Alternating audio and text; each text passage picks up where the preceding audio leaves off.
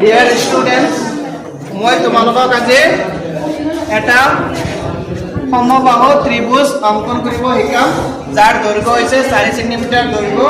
4 centimetre দৈৰ্ঘ্যৰ এটা সমবাহু ত্ৰিভুজ আমি আজি তোমালোকক অঙ্কন কৰিব শিকাম।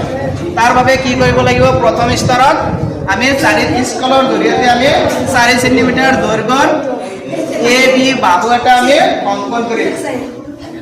নেক্সট স্টেপত কি কৰিম, এই 4 সেন্টিমিটাৰ দৈৰ্ঘ্যৰ কম্পাসৰ জৰিয়তে 4 সেন্টিমিটাৰ দৈৰ্ঘ্যৰ ব্যাসাৰ্ধ এটা লৈ এই বিন্দু কেন্দ্ৰ কৰি এটা বৃত্তচাপ আঁকিলে আমি এনেকুৱা এটা বৃত্তচাপ পাম।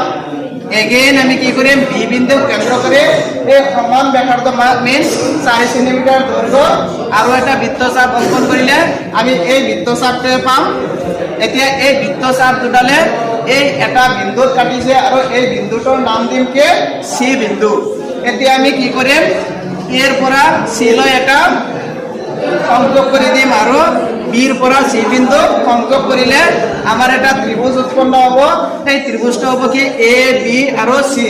এই ত্ৰিভুজটা হবো একটা 4 সেন্টিমিটাৰ দৈৰ্ঘ্যৰ সমবাহু ত্ৰিভুজ। সমমিত 4 তিনিটা বাহু সমান। সকলে নিশ্চয় বুঝি পাইছা।